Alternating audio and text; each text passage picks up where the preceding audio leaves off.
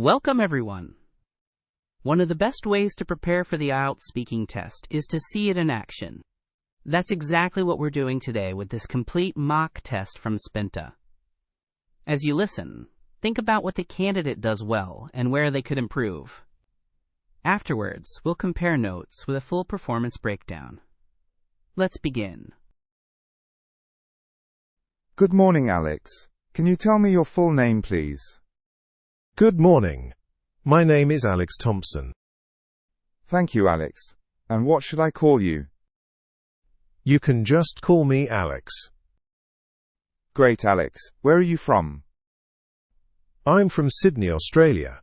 It's a beautiful city known for its stunning harbour and iconic opera house. That sounds lovely. What do you like most about your hometown? Well, I really enjoy the vibrant culture and the outdoor lifestyle. We have so many parks and beaches where people can relax and enjoy nature.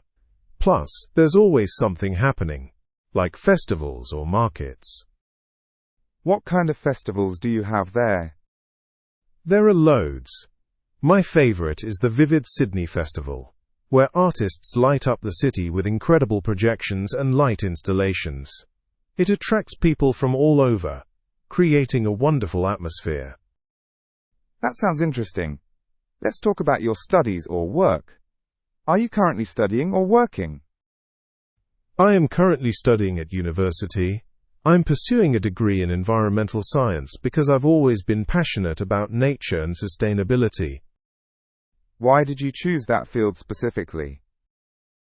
I chose environmental science because I feel a deep responsibility towards the environment. Watching documentaries and reading articles on climate change motivated me to contribute positively through my career.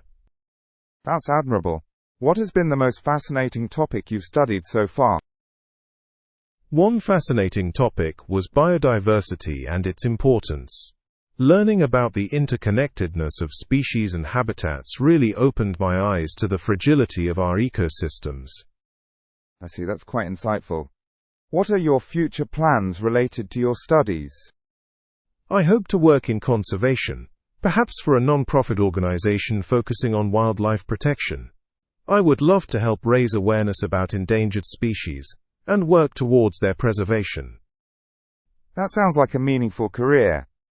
Let's move on to discuss your hobbies. What do you usually do in your free time?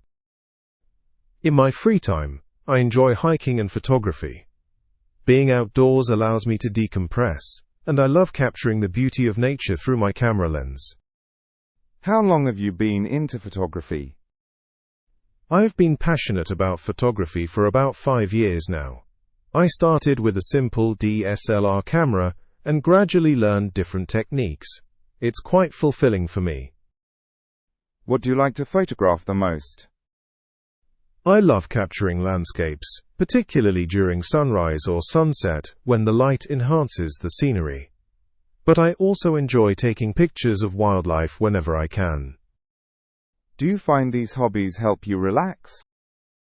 Absolutely. Spending time in nature combined with photography helps me clear my mind and refresh my thoughts. It's a perfect escape from my studies. Let's move on to part 2. Here is your task card. Please take a moment to prepare. You will have 1 minute. Thank you. Your topic is to describe an environmental issue that you are concerned about. You should say what it is, why it is a problem, and what you think can be done to solve it. You have 1 minute to prepare. Okay, I'll talk about plastic pollution. Time's up. Please speak for up to 2 minutes. An environmental issue that deeply concerns me is plastic pollution. Plastic waste is overwhelming our oceans and landscapes, harming wildlife and ecosystems. I mean, if you look at some statistics, millions of tons of plastic end up in the ocean each year, and it doesn't biodegrade, staying in the environment for centuries. Animals ingest plastic, or become entangled in it, which can lead to serious injury or death. To address this issue, we need to focus on reducing plastic use, promoting alternatives, like reusable containers, and enhancing recycling programs. Education is vital, making people aware of the problem and encouraging businesses to adopt environmentally friendly practices can make a huge difference. I think if every individual makes a conscious effort, we can gradually reduce plastic pollution. That was an excellent answer, Alex. Can you elaborate on what individuals can do in their daily lives to reduce plastic consumption?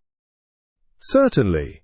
Individuals can start by using reusable bags, bottles and containers instead of single-use items.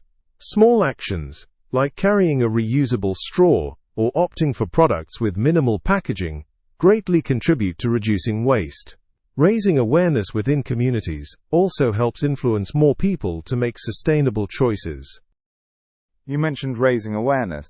How do you think social media influences these behaviors? Social media plays a crucial role in spreading information quickly. Campaigns on platforms can highlight the effects of plastic pollution and motivate people to act. Visual content, like photos showing the pollution's impact, can have a powerful emotional effect. However, it's essential to ensure that the information shared is accurate to foster genuine concern and action. Interesting perspective. Now, let's move on to part 3, where I'll ask you some questions related to environmental issues. Do you think the government is doing enough to tackle environmental problems? While governments are implementing some policies, I believe there's still a lot more they could do. Initiatives like reducing carbon emissions and promoting renewable energy sources are positive steps, but enforcement is crucial. It's important for each country to commit to international agreements and not prioritize short-term economic gains over environmental sustainability.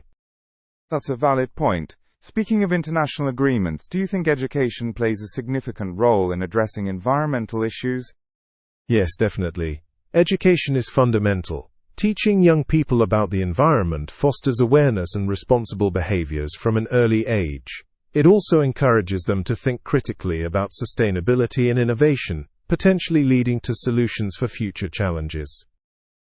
What do you think are some of the responsibilities businesses have in protecting the environment?